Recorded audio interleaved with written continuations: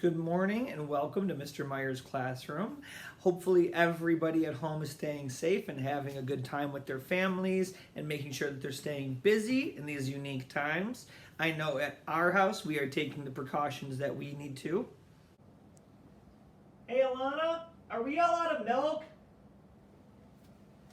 What? In our household, we're finding lots of new ways to keep ourselves entertained while we're at home for a while.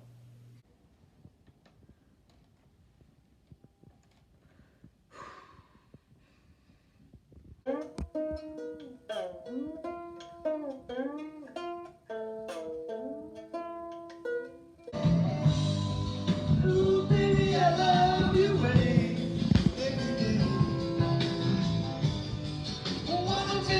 and today we're going to talk about two things that are really important when it comes to reading and writing and basically the English language in general. We're going to talk about Greek and Latin root words. Quick history lesson: before their English was invented, before there was a language called English, there was Latin languages and there were Greek languages. And these languages are kind of the reason that English evolves from there, okay? So a lot of times that these Greek and Latin root words are words that we use every single day, and we may not even know that, but they're important to know when you're trying to decipher what a vocabulary word is, or if you're looking at something you don't quite understand. This is a great context clue rule that you can go to, all right? So today we're going to learn a little bit about Latin and Greek root words. Going along with the packet, these are the pages that this is associated with, okay? This has a couple examples of the root words right here, and then what we call suffixes, which are small little words that come at the end of bigger words, all right? So after this lesson, hopefully you should be able to go through this lesson with your child, or if you're independently learning, you should be able to read the directions and follow along as well. All right, so Greek and Latin root words. For me, the one that I always like to start out with, because when I was a kid, this was one that I could always just come off the top of my head, is that starting prefix bi. All right, so bi. Bi in Greek means two. All right, so when we think about words that have that bi at the front of it, the one that always comes to my mind is that bicycle. All right, and the best way to go with that is bicycle has two wheels. So bi is two. If we think about like a tricycle, tricycle would be three, all right?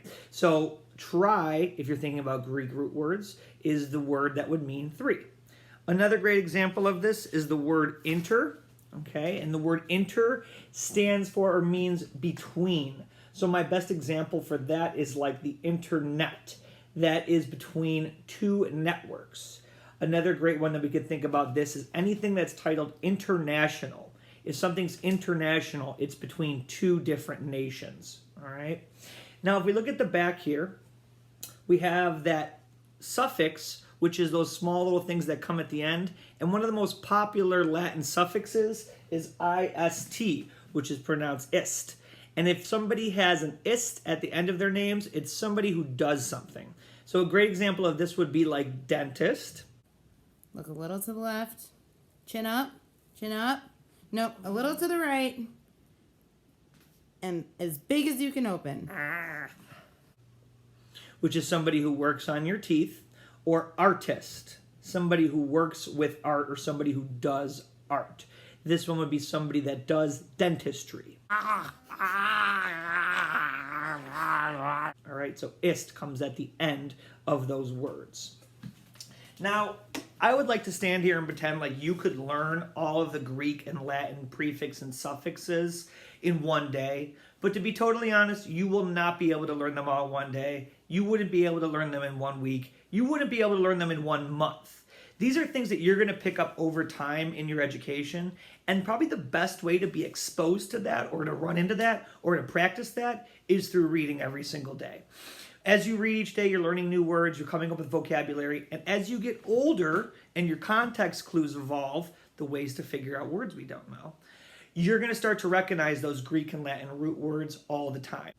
So here's what the page looks like for this section.